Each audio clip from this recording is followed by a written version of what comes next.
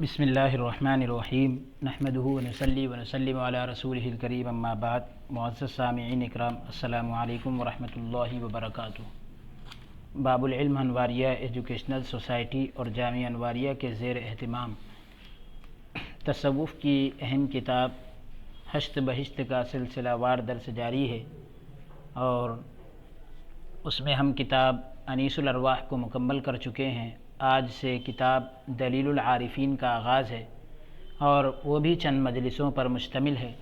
پہلی مجلس کا آج آغاز ہے جو فقر و ثواب کے بارے میں ہے۔ پانچویں ماہ یعنی پانچویں مہینے میں جب 514 ہجری کو اس درویش نحیف یعنی کمزور درویش کو، جو ملک المشائخ سلطان السالکین المقلب بہی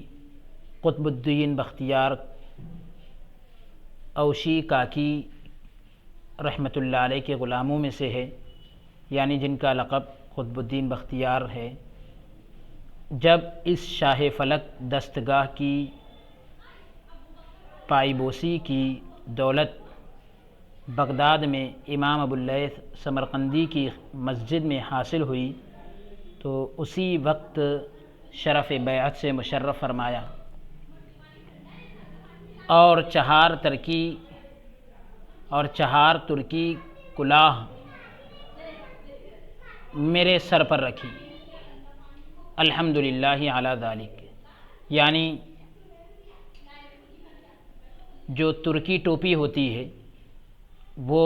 میرے سر پر رکھی گئی۔ میں اس بات پر اللہ کا شکر بجا لاتا ہوں۔ اس دن شیخ شہاب الدین محمد سہروردی، شیخ داؤد کرمانی، شیخ برہان الدین محمد چشتی اور شیخ تاج الدین محمد صفاہانی ایک ہی جگہ حاضر تھے، اور نماز کے بارے میں گفتگو ہو رہی تھی۔ آپ نے زبان مبارک سے فرمایا کہ صرف نماز ہی میں سرے نگاہ عزت سے لوگ نزدیک ہو سکتے ہیں، یعنی نماز ہی وہ چیز ہے کہ جس کے ذریعے سے لوگ قریب ہو سکتے ہیں، اس واسطے کہ نماز مومن کا معراج ہے، اس کی بلندی ہے، جیسا کہ حدیث شریف میں آیا ہے الصلاۃ معراج المؤمن، تمام مقاموں سے بڑھ کر یہی نماز ہے۔ اللہ تعالیٰ سے ملنا پہلے نماز ہی سے شروع ہوتا ہے، یعنی اللہ کی ملاقات کا سب سے پہلا دروازہ یہی ہے۔ پھر فرمایا کہ نماز ایک راز ہے، جو بندہ اپنے پروردگار سے بیان کرتا ہے، راز کہتے ہیں، وہی قرب پا سکتا ہے جو اس راز کے لائق ہو، یعنی اللہ کے قریب وہی ہو سکتا ہے، اور اس راز کو وہی حاصل کر سکتا ہے جو اس راز کے لائق ہو۔ یہ بھی راز سوائے نماز کے کسی طرح حاصل نہیں کیا جا سکتا۔ نیز یہ بھی حدیث ہے، یعنی ساتھ میں یہ بھی حدیث ہے المصلی یناجی، یعنی نماز ادا کرنے والا اپنے پروردگار سے راز بیان کرتا ہے۔ بعد ازاں یعنی اس کے بعد مجھ سے مخاطب ہو کر فرمایا، یعنی میری طرف متوجہ ہو کر فرمایا کہ جب شیخ الاسلام سلطان المشائخ خواجہ عثمان ہارونی نور اللہ مرقدہ کا مرید ہوا، تو 8 سال تک آپ کی خدمت میں ایک دم بھی آرام نہ کیا، نہ دن دیکھتا نہ رات۔ جہاں آپ سفر کو جاتے، سونے کے کپڑے اور توشہ اٹھا کر ہمراہ ہوتا، یعنی آپ کے ساتھ ہو جاتا۔ جب میری خدمت دیکھی تو ایسی نعمت عطا فرمائی جس کی کوئی انتہا نہیں۔ پھر فرمایا جس نے کچھ پایا خدمت سے پایا، یعنی جس کو جو بھی ملا خدمت سے ملا۔ پس مرید کو لازم ہے، یعنی مرید کو چاہیے کہ پیر کے فرمان سے ذرہ بھر بھی تجاوز نہ کرے، یعنی پیر کے فرمان سے کچھ بھی آگے نہ بڑھے، جو پیر نے کہا وہ کرے، اور جو کچھ اسے نماز، تسبیح اور اوراد وغیرہ، یعنی جو ورد و وظائف وغیرہ کی بابت ورد اور وظائف وغیرہ کے تعلق سے جو بھی فرمائے گوش ہوش سے سنیں، یعنی ہوش کے کانوں سے سنیں اور اسے بجا لائے تاکہ کسی مقام پر پہنچ سکے، یعنی اس کی وجہ سے اسے کوئی مقام حاصل ہو سکے، کیونکہ پیر مرید کا سنوارنے والا ہے۔ پیر جو ہے مرید کو سنوارتا ہے۔ پیر جو کچھ فرمائے گا وہ مرید کے کمال کے لیے ہی فرمائے گا، یعنی پیر جو بھی کہے گا تو مرید کو بلندی پر پہنچانے کے لیے ہی کہے گا، اپنے فائدے کے لیے اس میں کوئی خاص بات نہیں ہوتی۔ بعد ازاں فرمایا، یعنی اس کے بعد فرمایا کہ امام خواجہ ابو اللیث سمرقندی رحمۃ اللہ علیہ کی تفسیر میں لکھا ہے کہ ہر روز 2 فرشتے آسمان سے اترتے ہیں، ایک کعبۃ اللہ شریف کی چھت پر، ایک کعبے کی چھت پر کھڑا ہو کر آواز دیتا ہے کہ اے آدمیوں اور پریوں سنو، اس طرح سمجھ رکھو، یعنی اس طرح اچھے سے سمجھ لو کہ جو شخص اللہ تعالیٰ کا فرض بجا نہیں لاتا، یعنی اللہ نے جن باتوں کو فرض کیا ان کو پورا نہیں کرتا، ان پر عمل نہیں کرتا، تو اس شخص کو چاہیے کہ وہ سنے، وہ کبھی اللہ تعالیٰ کے حقوق سے عہدہ برآ نہیں ہو سکتا، یعنی اللہ کے حقوق سے اس کو کبھی برات اور چھٹکارا حاصل نہیں ہو سکتا۔ اور دوسرا فرشتہ رسول خدا صلی اللہ علیہ وسلم کے خطیرے پر کھڑا ہو کر آواز دیتا ہے، نبی علیہ الصلاۃ والسلام کے روضہ اقدس کے پاس کھڑا ہو کر آواز دیتا ہے کہ اے آدمیوں اور پریوں سنو اور اچھی طرح جان لو کہ جو شخص سنت نبوی ادا نہیں کرتا اور تجاوز کرتا ہے، یعنی حد سے آگے بڑھتا ہے، وہ شفاعت سے بہراور رہے گا، بے بہرا رہے گا، یعنی شفاعت سے محروم رہے گا۔ جو شخص سنت نبوی پر عمل نہیں کرتا، حد سے آگے بڑھ جاتا ہے، حضور علیہ الصلاۃ والسلام کی شفاعت سے محروم رہے گا۔ پھر فرمایا کہ مسجد ککری میں ایک مسجد کا نام ہے، اولیاء بغداد کے مقابل حاضر تھا، یعنی اس مسجد کے اندر میں بغداد کے ولیوں کے سامنے میں موجود تھا، اور گفتگو انگلیوں کے خلال کے بارے میں ہو رہی تھی۔ وضو کے اندر جو انگلیوں کے درمیان خلال ہوتا ہے اس کے بارے میں گفتگو چل رہی تھی۔ فرمایا وضو کرتے وقت انگلیوں کا خلال کرنا سنت ہے، وضو کرتے وقت انگلیوں کا خلال کرنا سنت ہے، اس واسطے کہ حدیث میں آیا ہے کہ میں نے صحابہ کرام رضوان اللہ تعالی علیہم اجمعین کو انگلیوں کا خلال کرنے کو کہا ہے۔ جو آب دست کے وقت انگلیوں کا خلال کرتا ہے، یعنی پانی لینے کے وقت انگلیوں کا خلال کرتا ہے، اللہ تعالیٰ اس کی انگلیوں کو شفاعت سے محروم نہیں رکھے گا۔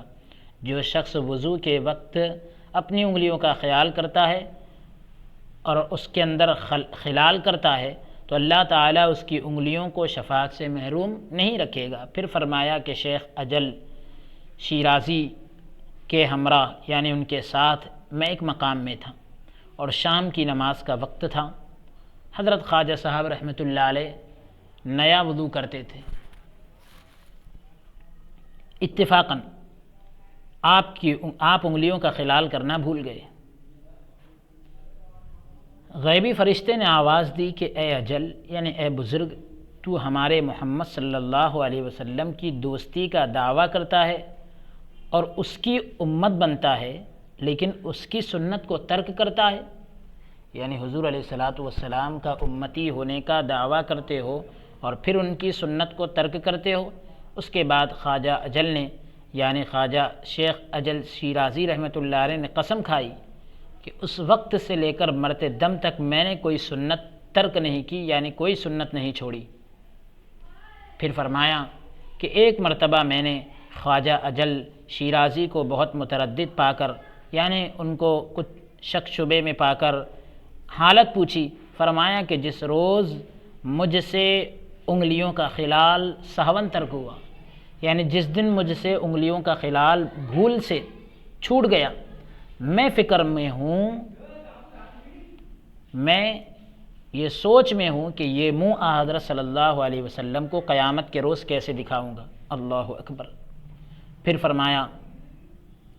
کہ صلاح مسعودی میں یہ طریق ترغیب ابو ہریرہ رضی اللہ تعالیٰ عنہ کی روایت کے مطابق فقہ السنہ میں لکھا ہے کہ ہر عضو کو 3 مرتبہ دھونا سنت ہے۔ چنانچہ حدیث میں ہے کہ ہر عضو کو 3 مرتبہ دھونا میری سنت ہے، اور مجھ سے پہلے پیغمبروں کی بھی یہی سنت ہے، اس پر زیادہ کرنا ستم ہے، یعنی ظلم ہے، زیادتی ہے۔ بعد ازاں یعنی اس کے بعد اسی موقع پر فرمایا کہ فضیل عیاض رحمۃ اللہ علیہ نے وضو کرتے وقت ہاتھ صرف 2 مرتبہ دھوئے، جب نماز ادا کر چکے تو اسی رات حضرت رسالت مآب صلی اللہ علیہ وآلہ وسلم کو خواب میں دیکھا، جو فرماتے ہیں کہ مجھے تو تعجب ہے کہ تمہارے وضو میں کمی رہ جائے۔ خواجہ صاحب اس ہیبت سے جاگ پڑے، یعنی اس خطرناک بات سے وہ جو جاگ گئے، پھر تازہ وضو کر کے نماز ادا کی، اور کفارے کے لیے سال بھر 500 رکعت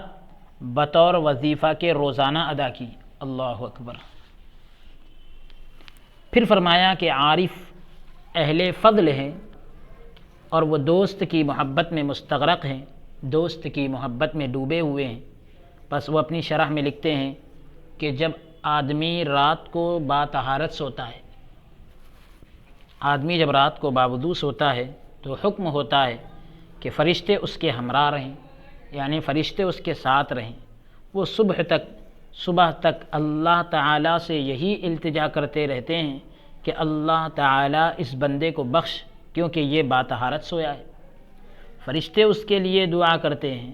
اور اس کے ساتھ رہتے ہیں، اور صبح تک یہ التجا کرتے ہیں اللہ اس کو بخش دے کیونکہ یہ باوضو سویا ہے۔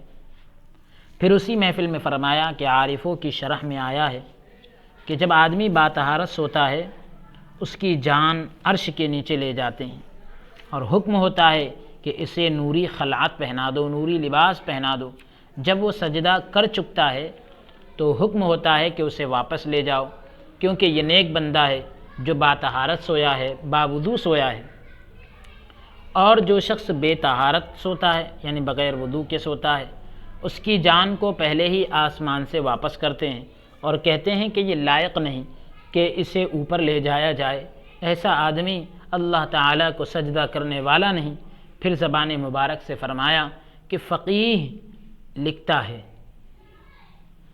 کہ رسول خدا صلی اللہ علیہ وسلم فرماتے ہیں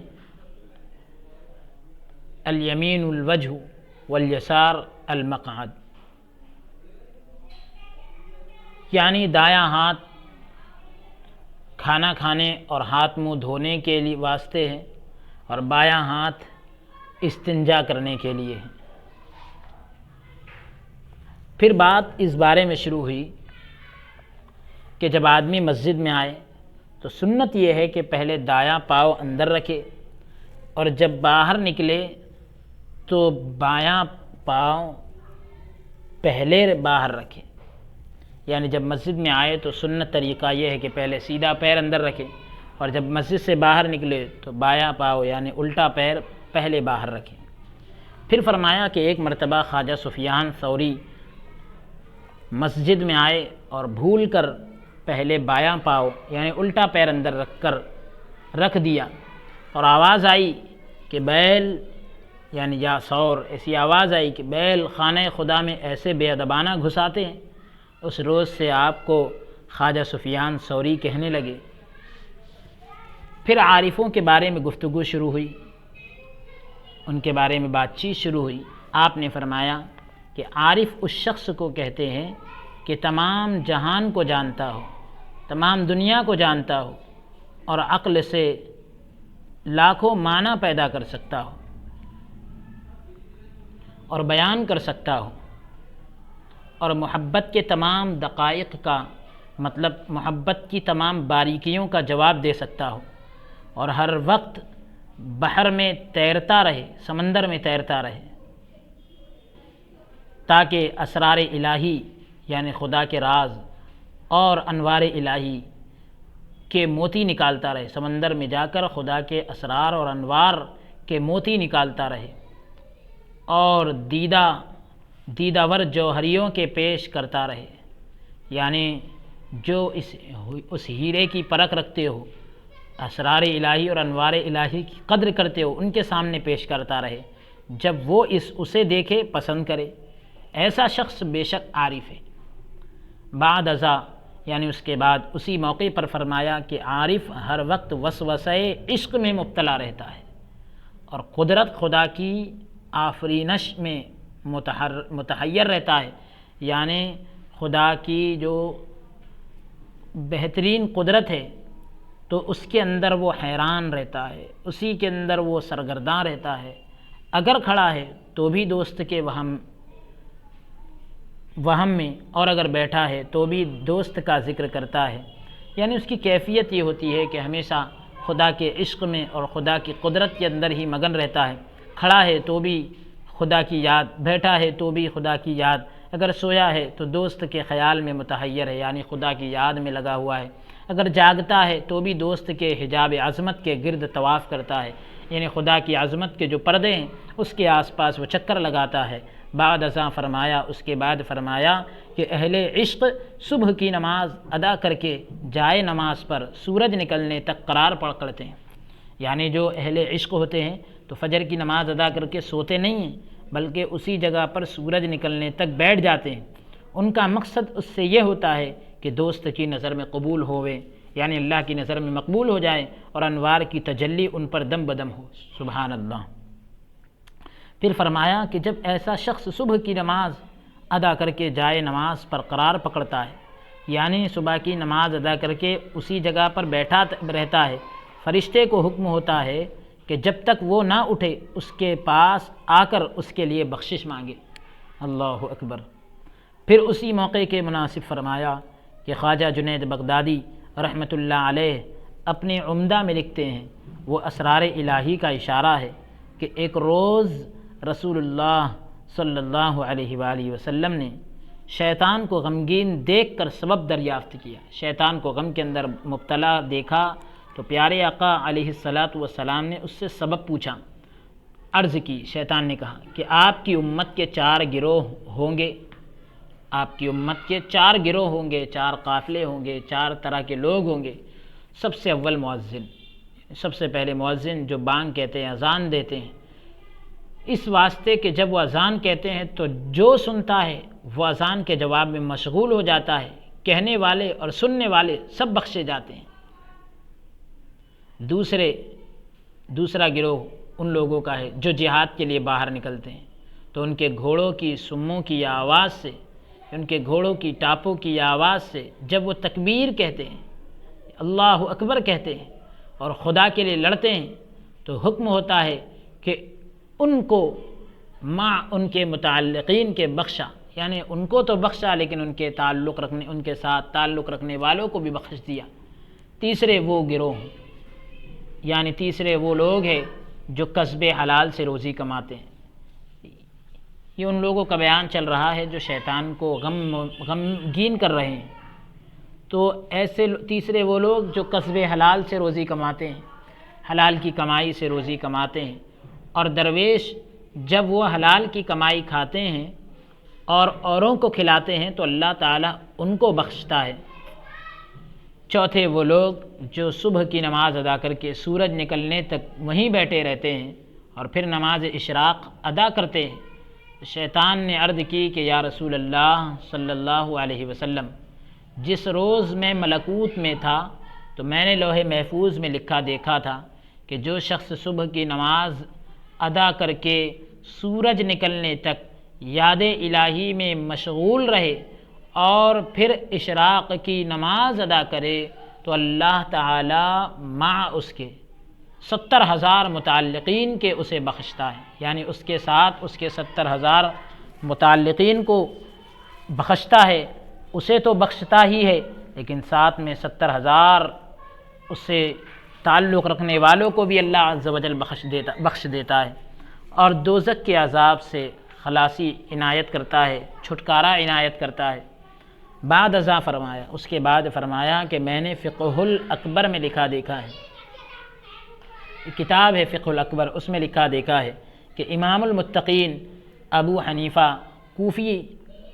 رحمۃ اللہ علیہ روایت فرماتے ہیں کہ ایک کفن چور 40 سال تک کفن چراتا رہا، آخر جب مرا تو اسے خواب میں دیکھا کہ بہشت میں ٹہل رہا ہے، 40 سال تک کفن چراتا رہا، جب مرا تو اسے جنت میں ٹہلتا ہوا دیکھا گیا۔ اس کا سبب پوچھا تو بولا کہ مجھ میں ایک ایسی چیز تھی، مجھ میں ایک چیز تھی، وہ یہ کہ جب میں صبح کی نماز ادا کرتا تھا تو سورج نکلنے تک یاد الہی میں مشغول رہ کر پھر اشراق کی نماز ادا کرتا۔ حق تعالیٰ چونکہ اندک پذیر اور بسیار بخش ہے، یعنی اللہ عز و جل جو ہے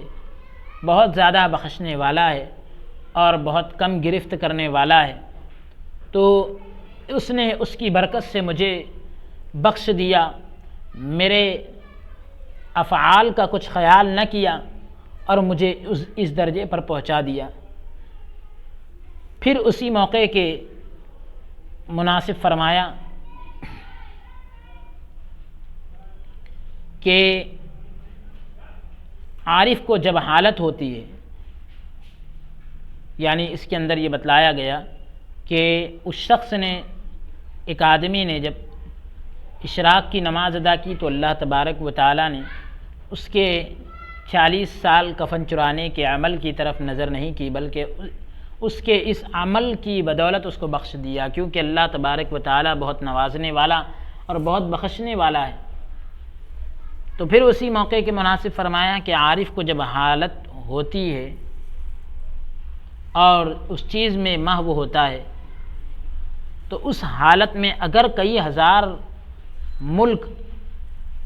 جن میں عجیب و غریب چیزیں ہوں اس کے پیش کی جائے، یعنی عارف جب اپنی ایک خاص حالت میں ہوتا ہے اور معرفت کے اندر محو ہوتا ہے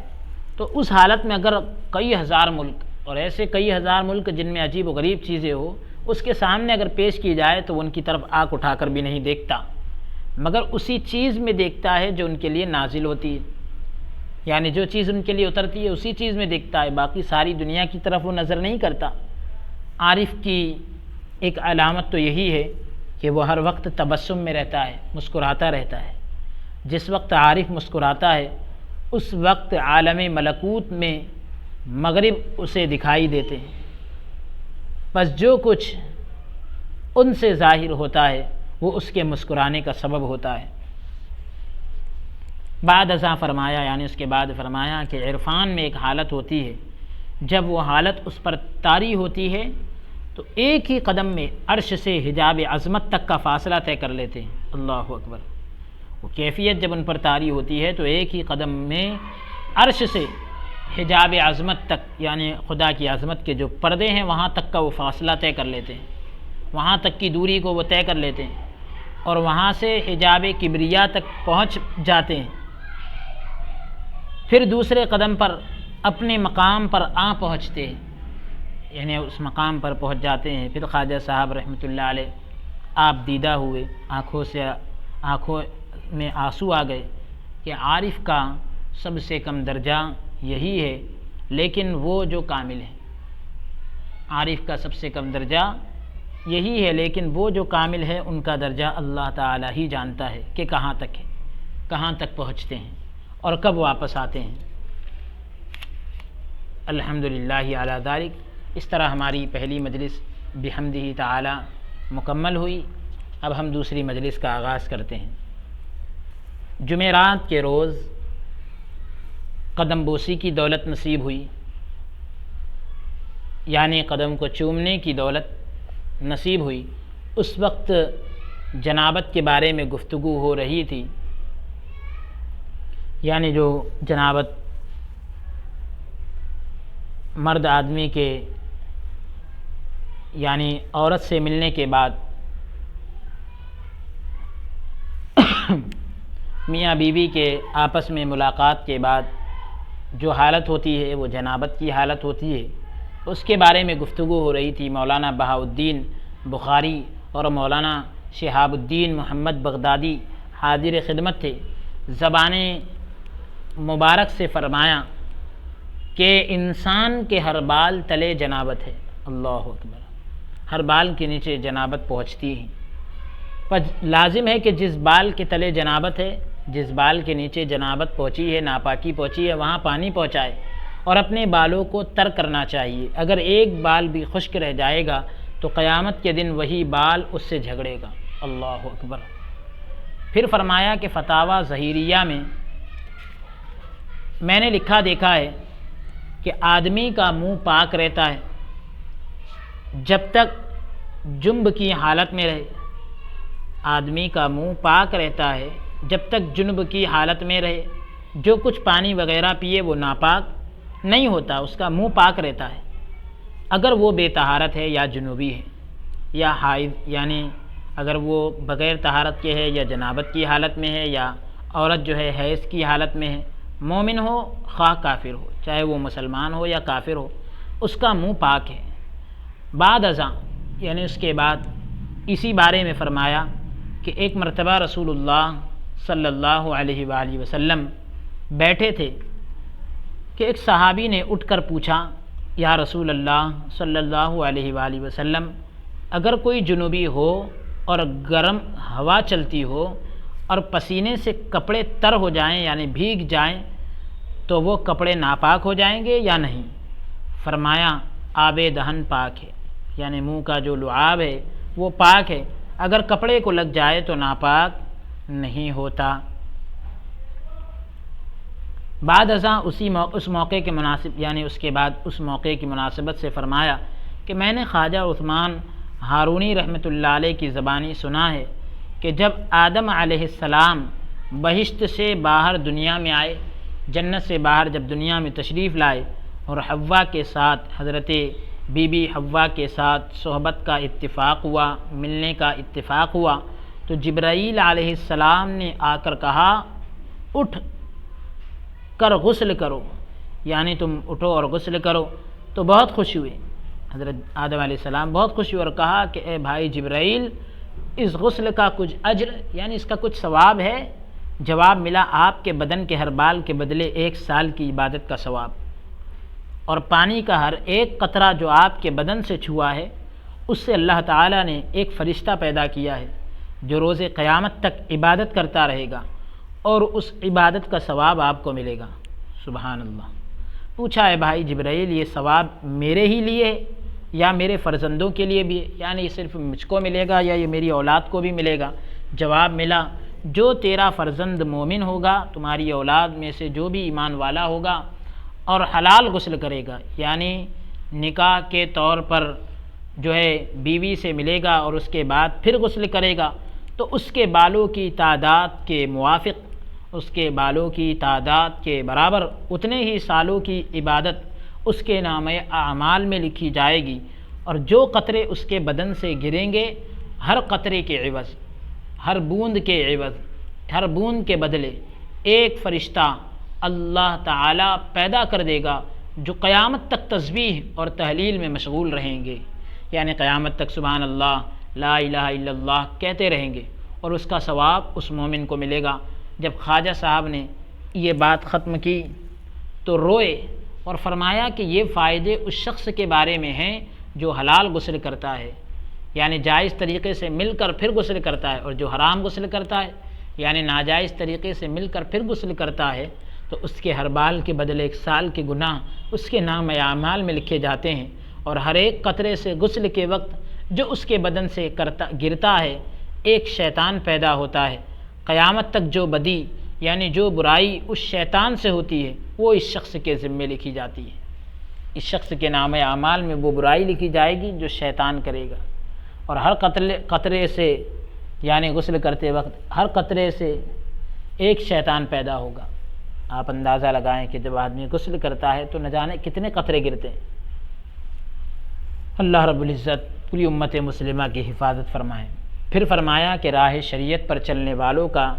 شروع یہ ہے، یعنی شریعت پر چلنے والوں کی ابتدا یہ ہے کہ جب لوگ شریعت میں ثابت قدم ہو جاتے ہیں، شریعت کے اندر لوگوں کے پیر جب جم جاتے ہیں اور شریعت کے تمام فرمان بجا لاتے ہیں، شریعت کی تمام باتوں پر عمل کرتے ہیں اور ان کے بجا لانے میں ذرہ بھر تجاوز نہیں کرتے، یعنی ان کے پورا کرنے میں کچھ بھی تجاوز نہیں کرتے، حد سے آگے نہیں بڑھتے، تو اکثر وہ دوسرے مرتبے پر پہنچتے ہیں، زیادہ تر وہ دوسرے مرتبے پر پہنچتے ہیں جسے طریقت کہتے ہیں۔ اس کے بعد جب بمع شرائط یعنی تمام شرائط اور کنڈیشنز کے ساتھ طریقت میں ثابت قدم ہوتے ہیں اور تمام احکام شریعت کے کم و کاست بجا لاتے ہیں، یعنی بغیر کسی کمی بیشی کے بجا لاتے ہیں، پورا کرتے ہیں، تو معرفت کے درجے کو پہنچ جاتے ہیں۔ جب معرفت کو پہنچتے ہیں تو شناخت اور ثنائی کا مقام آ جاتا ہے، اب پہچان کا مقام آ جاتا ہے۔ جب اس مقام پر بھی ثابت قدم ہو جاتے ہیں تو درجہ حقیقت کو پہنچتے ہیں، اس مرتبے پر پہنچ کر جو کچھ طلب کرتے ہیں پا لیتے ہیں۔ پھر فرمایا کہ میں نے ایک بزرگ سے عارف کی تعریف یوں سنی، یعنی عارف کسے کہتے ہیں تو انہوں نے یہ بتلایا کہ عارف وہ ہے جو دونوں جہاں سے قطع تعلق کرے، دونوں جہانوں سے یعنی اپنا تعلق توڑ لے، پھر مقام فردانیت پر پہنچے، انفرادی مقام پر پہنچے، کیونکہ یہ راہ وہی شخص اختیار کر سکتا ہے جو سب سے بیگانہ بن جائے، سب سے الگ تھلگ ہو جائے۔ اسی موقع پر پھر فرمایا کہ نماز ایک امانت ہے جو اللہ تعالیٰ نے بندوں کے سپرد کی ہے، بس بندوں پر واجب ہے کہ امانت میں کسی قسم کی خیانت نہ کرے۔ بندوں کے لیے بھی ضروری ہے کہ امانت میں کسی قسم کی خیانت نہ کرے۔ پھر فرمایا کہ انسان نماز ادا کرے تو رکوع و سجود کما حقہ بجا لائے، یعنی رکوع اور سجدے پوری طرح ادا کرے اور ارکان نماز اچھی طرح ملحوظ رکھے، یعنی نماز کے ارکان کا اچھی طرح خیال رکھے۔ پھر فرمایا کہ میں نے صلاۃ مسعودی میں لکھا دیکھا، ایک کتاب کا نام ہے، اس میں لکھا دیکھا کہ جب لوگ نماز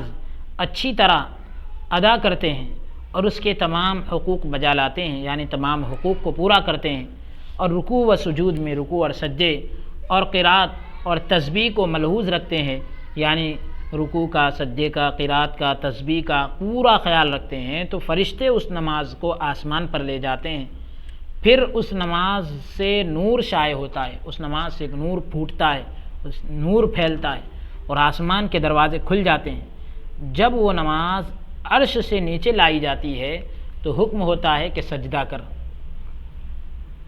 حکم ہوتا ہے کہ سجدہ کر اور نماز ادا کرنے والے کے لیے بخشش مانگ،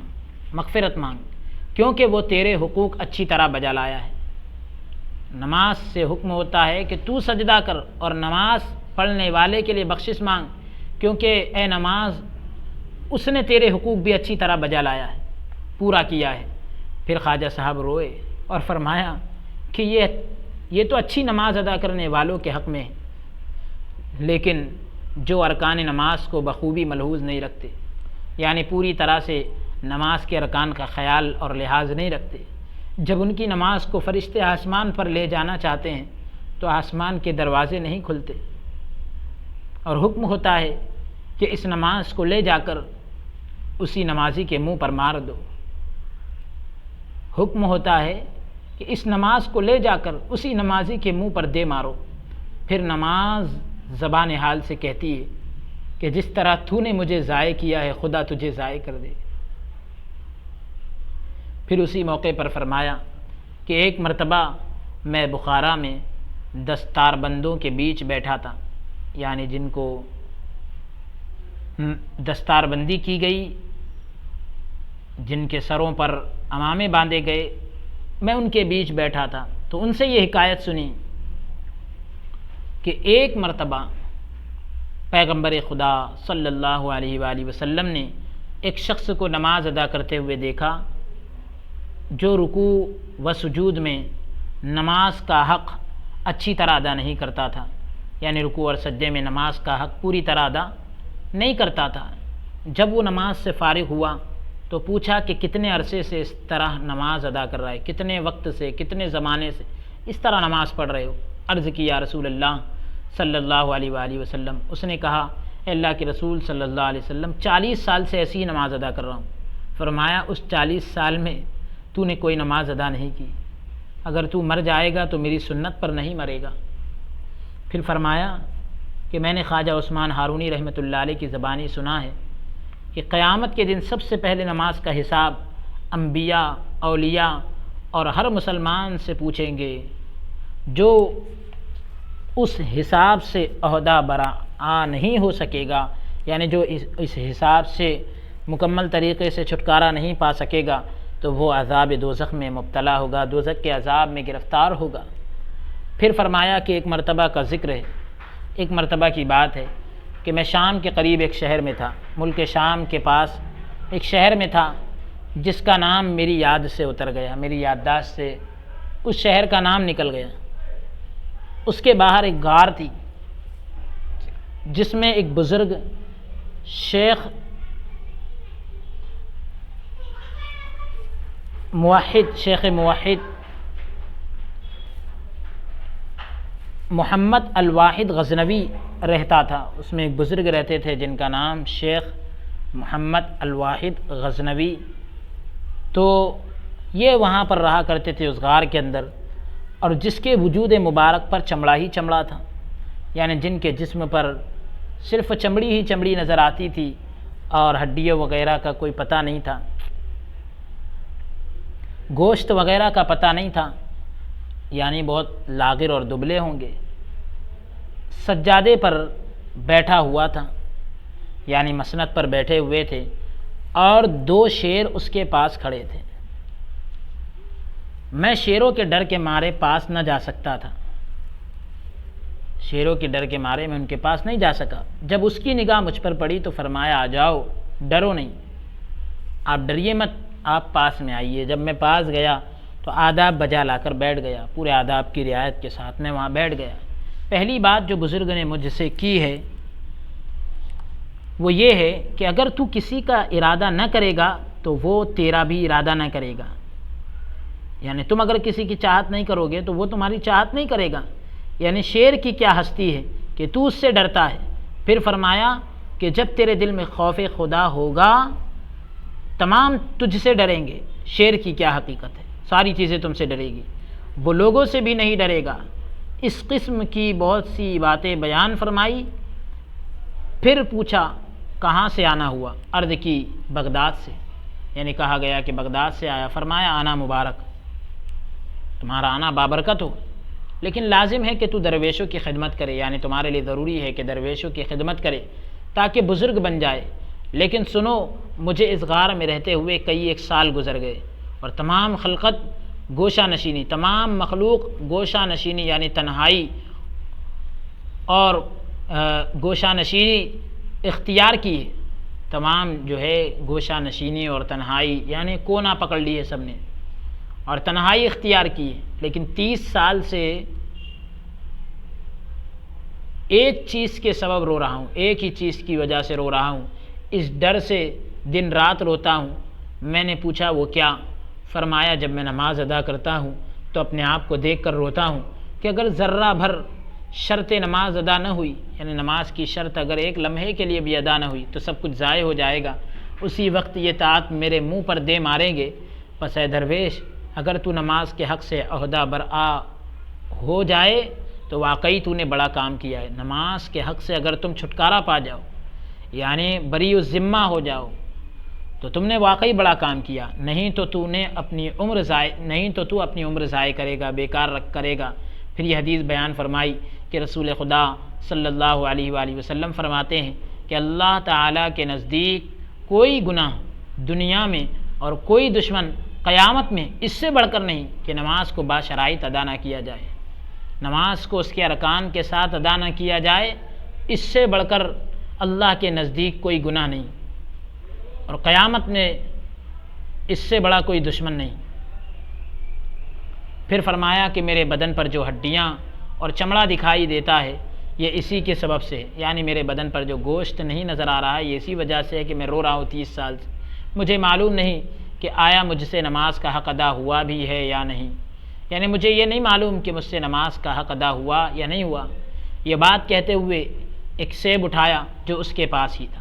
ان کے پاس ایک سیب تھا، وہ اٹھا کر کہا۔ اس کی ساری گفتگو کا لب لباب یعنی نچوڑ یہ تھا کہ نماز کا عہدہ بڑا بزرگ عہدہ ہے، نماز کی جو ذمہ داری ہے بڑی اہم ذمہ داری ہے۔ اگر سلامتی کے ساتھ اس سے عہدہ برآ ہو سکے، یعنی اس سے تم یہ ذمہ داری کو ادا کر سکے تو خلاصی پا جاتا ہے، نجات پا جاتا ہے، نہیں تو شرمندہ رہتا ہے، اور یہ چہرہ کسی کو نہیں دکھلا سکتا۔ پھر خواجہ صاحب نے آپ دیدہ ہو کر یعنی آنکھیں اشکبار ہو کر فرمایا، آنکھیں آنسوؤں سے بھر آئی، اور پھر فرمایا کہ اے درویش نماز دین کا رکن ہے، نماز دین کا ستون ہے، اور رکن جو ہے وہ ستون ہوتا ہے، پس جب ستون قائم ہوگا تو گھر بھی قائم ہوگا، جب پلر رہے گا تو گھر رہے گا، جب ستون نکل جائے گا تو چھت فوراً گر پڑے گی۔ چونکہ اسلام اور دین کے لیے نماز بمنزلہ ستون ہے، اسلام اور دین کے لیے نماز کا جو درجہ ہے وہ ستون کا درجہ ہے، نماز کا جو درجہ ہے وہ ستون کا درجہ ہے۔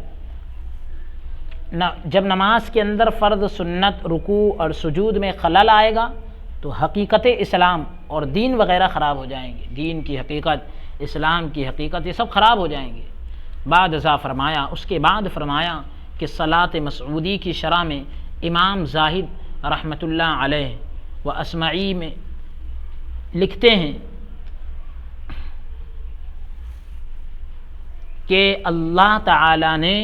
کسی عبادت میں ایسی تاکید اور تشدید یعنی اتنی سختی نہیں کی جیسی کہ نماز کے بارے میں۔ پھر اسی موقع پر فرمایا کہ امام جعفر صادق رحمۃ اللہ علیہ روایت فرماتے ہیں کہ اللہ تعالیٰ نے قرآن مجید میں جا بجا نصیحت کی ہے، یعنی کئی جگہوں پر اللہ تعالیٰ نے قرآن کریم میں نصیحت کی، بعض ان میں سے یہ بلفظ بدح خطاب ہے اور بعض بطور ترغیب، یعنی کچھ جو ہے اللہ تعالیٰ نے جہاں جہاں نصیحت کی تو اس میں سے جو ہے کچھ خطاب کے طرز پر ہے اور کچھ جو ہے ترغیب کے طور پر ہے اور بعض جو ہے ترہیب یعنی خوف دلانے کے طور پر ہے۔ 700 مقام پر ایسی نصیحتیں کی ہیں، نماز قائم کرو کیونکہ یہ دین کا ستون ہے۔ تفسیر میں یہ لکھا ہے کہ قیامت کے روز 50 مختلف مقامات پر مختلف سوال ہر آدمی سے پوچھے جائیں گے، قیامت کے دن 50 مختلف جگہوں پر الگ الگ سوال ہر آدمی سے پوچھے جائیں گے۔ پہلے مقام پر اگر ایمان اور اس کی شرائط و صفات اور شناخت باری تعالیٰ یعنی اللہ تبارک و تعالیٰ کی پہچان سے بال بھر بھی بیان نہیں کر سکے گا تو وہیں سے سیدھا دوزخ بھیج دیا جائے گا، یعنی جہنم میں بھیج دیا جائے گا۔ بعد ازاں یعنی اس کے بعد دوسرے مقام پر نماز اور فریضے کی بابت سوال کریں گے، یعنی نماز اور دوسرے فرائض کے بارے میں سوال کریں گے۔ اگر عہدہ برآ ہوگا یعنی اس سے اگر آدمی اس ذمہ داری کو پورا کر چکا ہوگا تو بہتر، یعنی ٹھیک ہے، نہیں اگر عہدہ برآ ہوگا تو بہتر، ورنہ تو وہیں سے دوزخ بھیج دیا جائے گا۔ پھر تیسرے مقام پر سنت نبوی کی بابت سوال ہوں گے، یعنی تیسرے مقام پر پیارے آقا علیہ الصلوۃ والسلام کی سنتوں کے بارے میں سوال ہوں گے۔ اگر ان سے عہدہ برآ ہوگا یعنی ان سے اگر آدمی ان کو اس ذمہ داری کو پورا کر چکا ہوگا تو رہا کیا جائے گا، نجات دیا جائے گا، نجات عطا کی جائے گی، ورنہ موکلوں کے ہاتھ پیغمبر خدا صلی اللہ علیہ وسلم کی خدمت میں بھیجا جائے گا کہ یہ شخص آپ کی امت سے ہے جس نے سنت کے ادا کرنے میں کوتاہی کی۔ جب ان فوائد کو ختم کر چکے تو زار رو دیے، بہت زیادہ رونے لگے، اور یہ الفاظ زبان مبارک سے فرمائے کہ افسوس ہے اس شخص پر جو قیامت کے دن پیغمبر خدا صلی اللہ علیہ وسلم سے شرمندہ ہوگا، تو کس کے پاس جائے گا؟ جب خواجہ صاحب یہ فوائد ختم کر چکے تو ہر شخص اپنے مقام کو واپس آیا۔ الحمدللہ علی ذالک۔ دعا فرمائیں کہ اللہ پاک ہم سب کو قول سے زیادہ عمل کی توفیق عطا فرمائیں، آمین۔ والحمد سبحان اللہ وبحمدہ، سبحانک اللہم وبحمدک، نشہد ان لا الہ الا انت، نستغفرک ونتوب الیک۔ سبحان ربک رب العزۃ عما یصفون وسلام علی المرسلین والحمد للہ رب العالمین۔